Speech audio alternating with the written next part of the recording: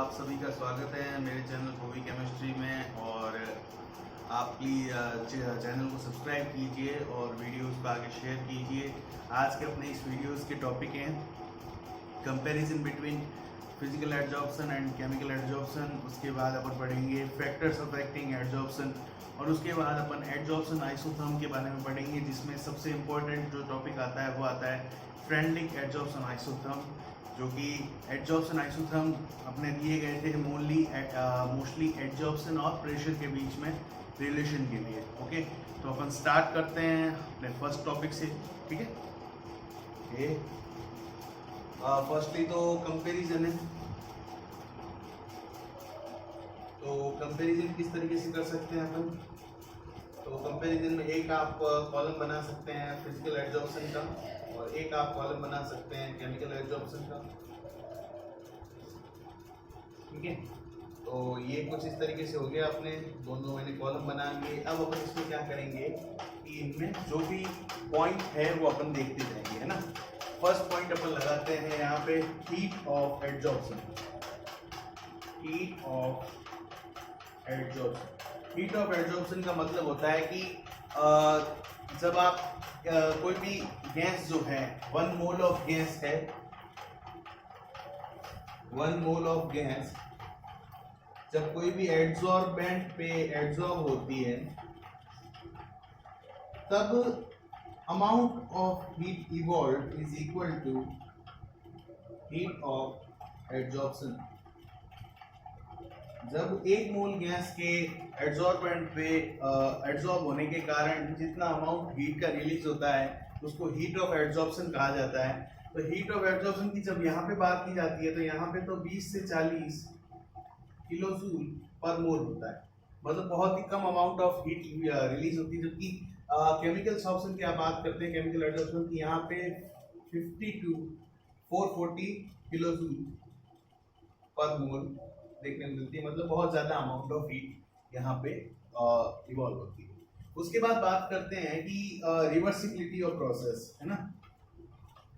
Reversibility, तो reversibility की जब बात करते हैं तो फिजिकल एडजॉर्प्शन मैंने आपको बताया कि अगर टेम्परेचर यहाँ पे बढ़ा दिया जाए या प्रेशर कम कर दिया जाए तो ये रिवर्सिबल होता है। तो ये प्रोसेस क्या हो गया? रिवर्सिबल। और जब बात इसकी की जाती है केमिकल एडजॉर्प्शन की, तो केमिकल एडजॉर्प्शन आपको पता ही है इरिवर्सिबल होता है। भले यहाँ पे किसी भी तरह की कंडीशन अप्लाई की जाए, ये इरिवर्सिबल प्रोसेस रहता है। उसके बाद बात करते हैं नंबर 3 पे, लेयर फॉर्मेशन ना। लेयर फॉर्मेशन की जब बात की जाए तो अपने को पता है फिजिकल एडजॉर्प्शन क्या होता है, वो मल्टी लेयर फॉर्मेशन करता है। यहाँ पे मल्टी लेयर का फॉर्मेशन होता है, जबकि अपने को केमिकल एडजॉर्प्शन का पता है मोनोलेयर फॉर्मेशन होता है। मोनोलेयर से ज्यादा फॉर्मेशन नहीं होता। उसके बाद बात करें अपन अट्रैक्शन फोर्सेस की, नंबर 4 पे, जैसे अट्रैक्शन फोर्सेस। तो अट्रैक्शन फोर्सेस की जिस टाइम बात की जाती है तो अपने को पता है कि फिजिकल एडजॉर्प्शन में अट्रैक्शन फोर्सेस कौन से प्रेजेंट रहते हैं? वैन डर वाल्स फोर्सेस, जो कि वीक अट्रैक्शन फोर्सेस होते हैं। ठीक है, जबकि यहाँ पे कौन से? केमिकल बॉन्डिंग प्रेजेंट रहती है। ओके, यहाँ पे आप केमिकल बॉन्डिंग देखेंगे। उसके बाद बात करें टेम्परेचर का इफेक्ट क्या पड़ता है ना। तो यहाँ पे अगर आप टेम्परेचर इंक्रीज करते हो तो क्या हो जाता है? डिसॉर्प्शन हो जाता है। मतलब यहाँ पे अपने को कितना टेम्परेचर चाहिए? टेम्परेचर हमेशा लो होना चाहिए इस प्रोसेस के लिए, क्योंकि यहाँ पे हायर टेम्परेचर रिक्वायर्ड होता है। Higher temperature required. उसके बाद बात आती है कि प्रेशर का इफेक्ट क्या पड़ता है, नंबर 6, प्रेशर। तो प्रेशर के इफेक्ट की बात की जाती है तो जब आप बात करते हैं फिजिकल एडजॉर्प्शन की, तो फिजिकल एडजॉर्प्शन में अगर प्रेशर को कम कर दिया जाता है तो एडजॉर्प्शन हट जाता है। ठीक है, तो दोनों में ही हाई प्रेशर की जरूरत होती है। यहाँ पे हाई प्रेशर की जरूरत होती है। अगर आपने प्रेशर डिक्रीज कर दिया तो यहाँ पे डिसॉर्प्शन हो जाएगा, जबकि यहाँ इस केस में ऐसा नहीं होता है। यहाँ पे हाई प्रेशर पे ये केमिकल फोर्सेस होते हैं और केमिकल एडजॉर्प्शन होता है। अगर आप प्रेशर कम भी कर देते हो तो ये एडजॉर्प्शन हटेगा नहीं या डिसॉर्प्शन नहीं होगा। उसके बाद आप बात करते हैं नंबर 7, लिक्विफिकेशन। लिक्विफिकेशन से इनका कोई रिलेशन है या नहीं है? तो जब फिजिकल एडजॉर्प्शन की बात की जाती है तो फिजिकल एडजॉर्प्शन जो है वो लिक्विफिकेशन से रिलेटेड है, ठीक है, या जुड़ा हुआ है। Physical adsorption related to liquefaction, related to liquefaction, और यहाँ पे होता है नो रिलेशन, कोई तरह का रिलेशन प्रेजेंट नहीं रहेगा। उसके बाद बात आती है number 8, activation energy, activation energy की बात आती है तो यहाँ पे कोई भी तरह की एक्टिवेशन एनर्जी अपने को जरूरत नहीं होती है, नो EA, है ना, कोई भी तरह की एक्टिवेशन एनर्जी की यहाँ पे रिक्वायरमेंट नहीं होती है, जबकि यहाँ पे higher amount of activation energy की जरूरत होती है। आपको पता ही है कोई भी रिएक्शन होने के लिए एक पर्टिकुलर एनर्जी बैरियर होता है जिसको अपन एक्टिवेशन एनर्जी बोलते हैं। अगर मॉलिक्यूल्स उतनी एनर्जी बैरियर को पार कर लेते हैं तभी जाके वो रिएक्शन होती है और केमिकल बॉन्ड्स का फॉर्मेशन होता है। तो यहाँ पे हायर अमाउंट ऑफ EA चाहिए होता है। उसके बाद बात आती है एक 9th इसका और होता है ऑप्शन जिसमें आती है स्पेसिफिसिटी। स्पेसिफिसिटी की जिस टाइम आप बात करते हैं तो ये कोई भी स्पेसिफिक नहीं है, फिजिकल एब्जॉर्प्शन नो स्पेसिफिक, मतलब कहीं पे भी हो सकता है, कैसे भी हो सकता है। जबकि केमिकल एब्जॉर्प्शन की बात की जाती है तो ये बहुत ही ज्यादा स्पेसिफिक होता है। हर कोई केमिकल बॉन्ड हर जगह नहीं बनता, एक स्पेशल उसके लिए कंडीशन रिक्वायर्ड होती है, उसके लिए स्पेशल मॉलिक्यूल्स रिक्वायर्ड होते हैं। तो इस तरीके से यहाँ पे अपन इसको कंपेयर कर पाते हैं फिजिकल एब्जॉर्प्शन और केमिकल एब्जॉर्प्शन को। और ये क्वेश्चन मोस्टली पूछा भी जाता है, फ्रिक्वेंटली आस्क्ड क्वेश्चंस में से है ये। और इसी के साथ अपना ये कंपैरिजन तो इसका खत्म होता है। उसके बाद अपन नेक्स्ट टॉपिक पे आते हैं जो कि है फैक्टर्स अफेक्टिंग एब्जॉर्प्शन। तो फैक्टर्स अफेक्टिंग एब्जॉर्प्शन में अपन देखेंगे आगे। तो फैक्टर्स अफेक्टिंग एब्जॉर्प्शन में आपको मोस्टली देखने को मिलेंगे, फैक्टर्स देखने को मिलेगा nature of adsorbent and adsorbate, उसके बाद सरफेस ऑफ एड्सॉर्बेंट, उसके बाद आप देखेंगे प्रेशर का इफेक्ट, टेम्परेचर का इफेक्ट। तो ये सब देखने को मिलेंगे, जो भी 3, 4, 5 फैक्टर हैं वो अपन पढ़ेंगे। ओके, तो स्टार्ट करते हैं फैक्टर्स के बारे में। तो फैक्टर्स अफेक्टिंग,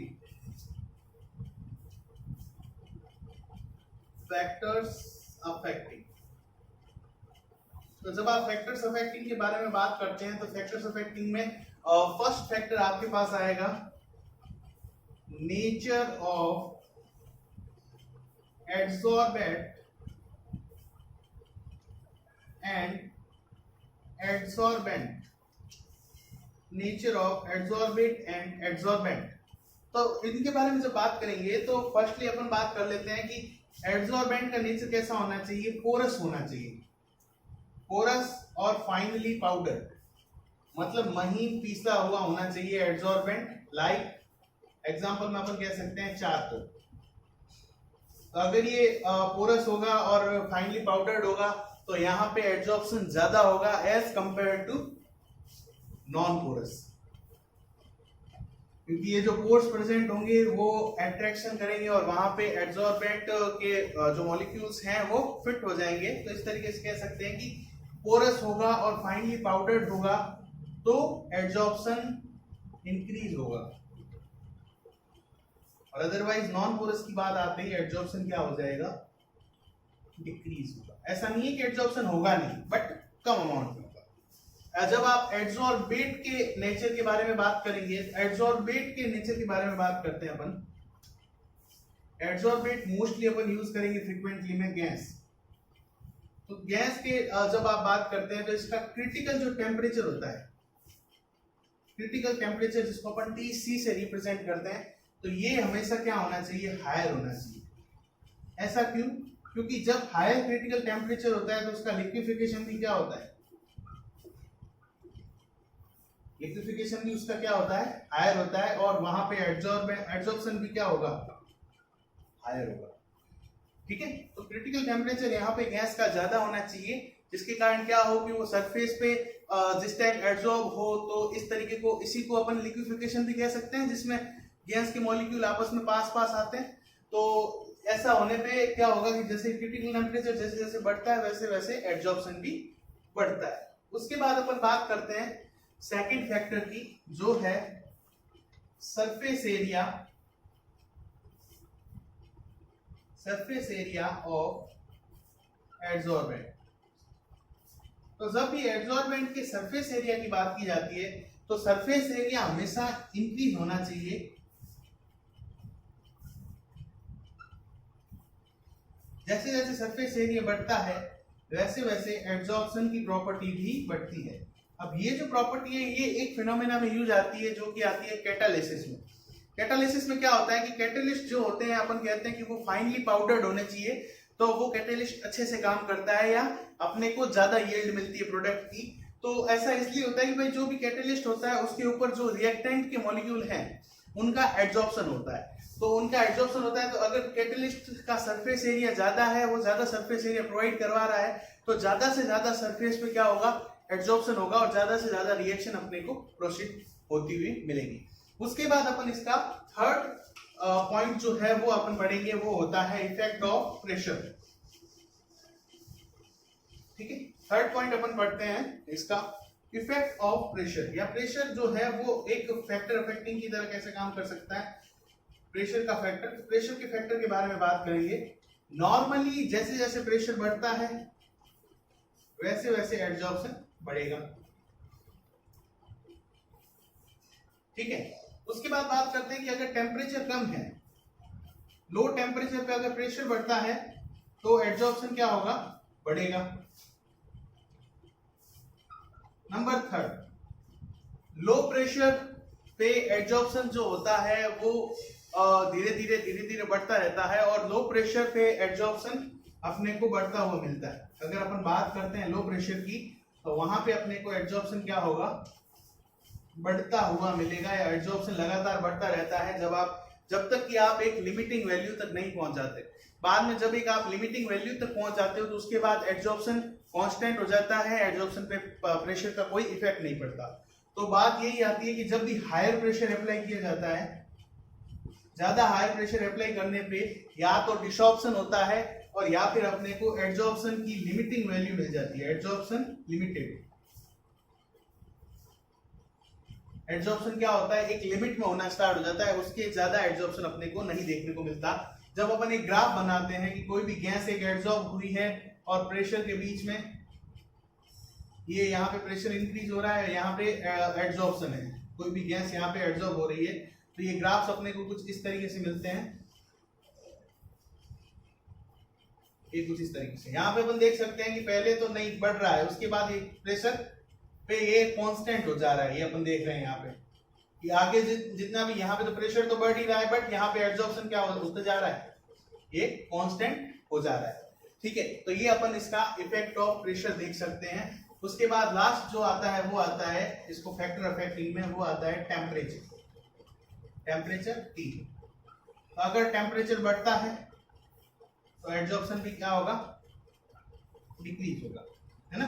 तो मैंने आपको बताया जितना जैसे जैसे हाई टेम्परेचर बढ़ेगा, हाई टेम्परेचर बढ़ने के कारण क्या होता है कि यहाँ पे फोर्सेस ऑफ अट्रैक्शन वीक हो जाते हैं और एड्सॉर्प्शन कम होता है। इसलिए लो टेम्परेचर पे एड्सॉर्प्शन ज्यादा अपने को देखने को मिलता है, जबकि हाई टेम्परेचर पे एड्सॉर्प्शन में कमी आती है। तो ये तो हो जाते हैं अपने इसके फैक्टर्स अफेक्टिंग, और फैक्टर्स अफेक्टिंग के बाद में अपन एक एड्सॉर्प्शन आइसोथर्म के बारे में पढ़ेंगे, जो आज का अपना लास्ट टॉपिक है। उसके बाद अपन आगे नेक्स्ट टॉपिक्स पढ़ेंगे नेक्स्ट वीडियो में।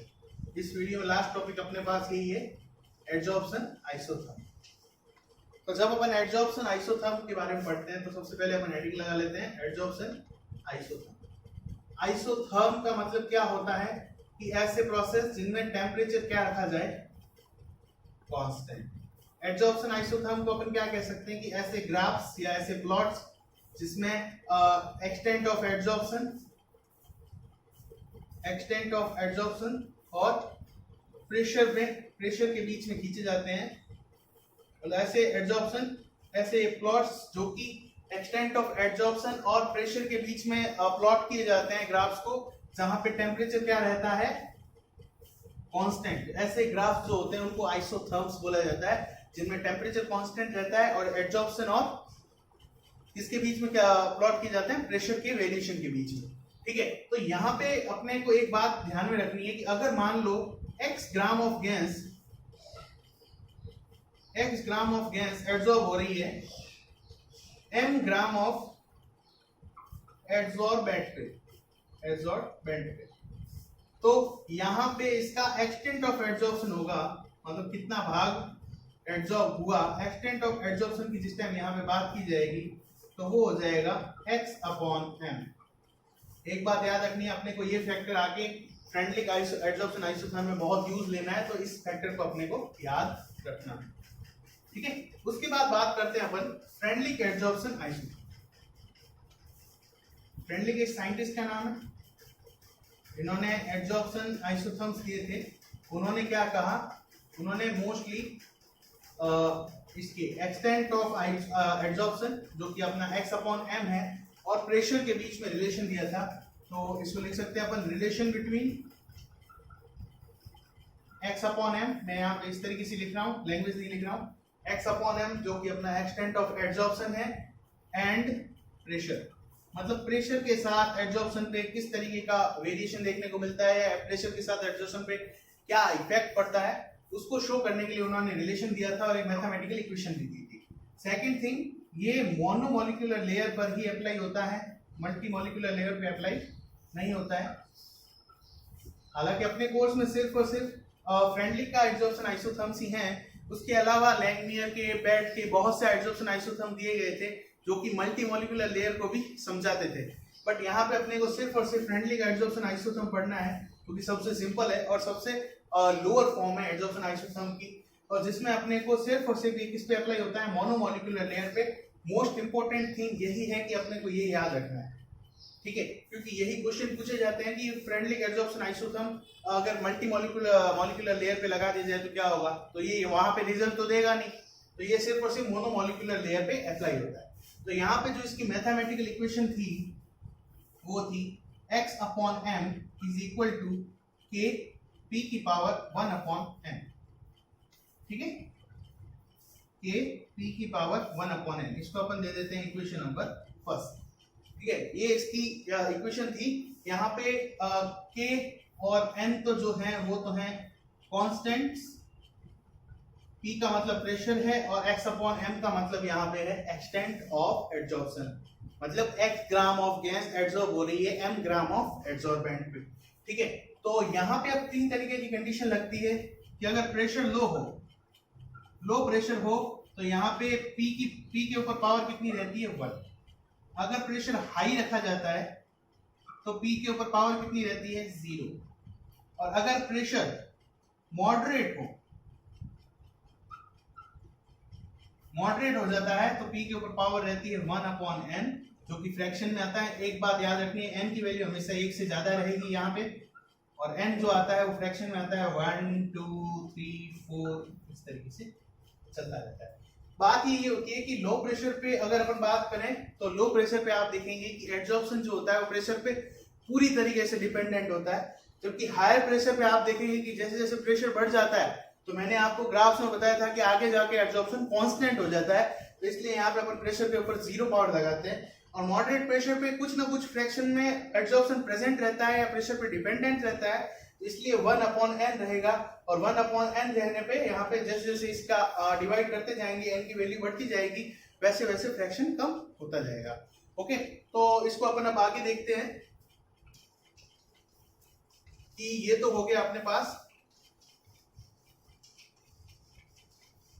इसका मैथमेटिकल इक्वेशन। उसके बाद जब इसका ग्राफ या कर्व प्लॉट किया जाता है तो वो कर्व आएगा अपने पास, मैं अपने को उसी पे ध्यान देना है, x upon m adsorption isotherm, यहाँ पे आता है प्रेशर, और जब आप इसका कर्व प्लॉट करेंगे तो वो कर्व अपने को कुछ इस तरीके से देखने को मिलेगा। मतलब स्टार्टिंग में यहाँ पे x upon m is proportional to p की पावर 1, मतलब लो प्रेशर है, यहाँ पे क्या है, लो प्रेशर है।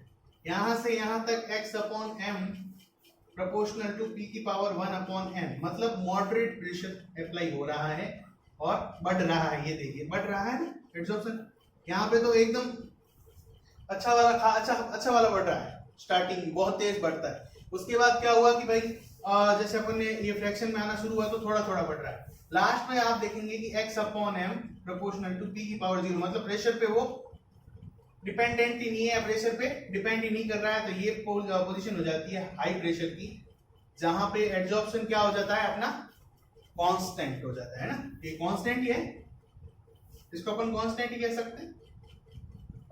तो ये कर्व आता है अपने पास एड्जॉर्प्शन की, ये जो अपने पास इक्वेशन नंबर फर्स्ट है, इक्वेशन फर्स्ट है, अपन इसको इस तरीके से समझा सकते हैं। जब अपन x अपॉन m एड्जॉर्प्शन के एक्सटेंट और प्रेशर के बीच में कर्व प्लॉट करते हैं तो अपने को ये कर्व कुछ इस तरीके से मिलता है, जिसमें स्टार्टिंग में तो लो प्रेशर पे तो क्या हो रहा है, एड्जॉर्प्शन बढ़ रहा है। मॉडरेट प्रेशर पे भी अपने को एड्जॉर्प्शन हल्का सा बढ़ता हुआ दिखाई देता है, बट हाई प्रेशर पे अपन देखते हैं कि एड्जॉर्प्शन क्या हो जाता है, कांस्टेंट हो जाता है, और उसके बाद एब्जॉर्प्शन पे प्रेशर का कोई इफेक्ट नहीं पड़ता। उसके बाद बात करते हैं कि भाई ये तो हो गया इसका सीधा सा ग्राफ, सीधा सा अपन ने कर्व खींच दिया और काम बन गया। अब बात आती है कि यहाँ पे इनका लॉग लिया जाता है। तो जब आप इक्वेशन फर्स्ट का लॉग लेंगे,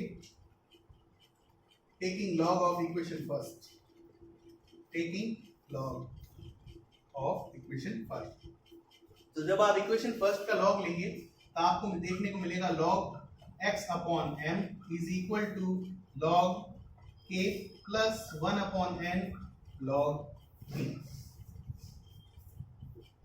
ठीक है, ये आपको इक्वेशन नंबर मिल जाएगी सेकंड।